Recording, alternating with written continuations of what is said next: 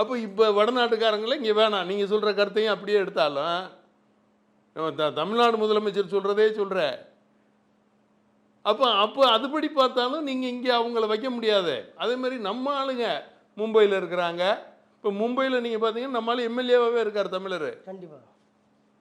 அப்போ இதை என்ன பண்ணுவீங்க? சரி, டெல்லியில்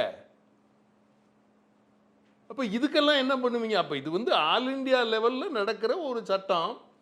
இந்தியன் சட்டப்படி, இந்தியாவுடைய அரசியலமைப்பு சட்டப்படி இதெல்லாம் திருத்தணும், நடத்தணும், பார்க்கணும், போகணுன்றது இருக்கு. அப்போ அதை செய்யும்போது இல்லை வட மாநிலத்தவர்கள் இங்கே வந்து நிறையா வந்துடுவாங்க, அவங்களுக்கு நம்ம ஓட்டுரிமை கொடுக்க முடியாது அப்படின்னா இதை எங்கே பேசணும்? பாராளுமன்றத்தில் பேசுங்க. வட மாநிலத்தவர் தமிழ்நாட்டுக்கு வரக்கூடாதுன்னு அங்கே பேசுங்க. 40 MP வச்சுருக்கீங்கல்ல, பாராளுமன்றத்தில் போய் பேசுங்க. இதை வட மாநிலத்தவர்கள் தமிழ்நாட்டுக்கு அது கான்ஸ்டிடியூஷன் எதிரானதில்ல. ஆமாம், யாரையும் வர முடியாதுன்னு சொல்லக்கூடாது. அப்போ இப்படி பேசக்கூடாதுல்ல. அப்போ இது என்ன கான்ஸ்டிடியூஷனுக்கு சரியானதா?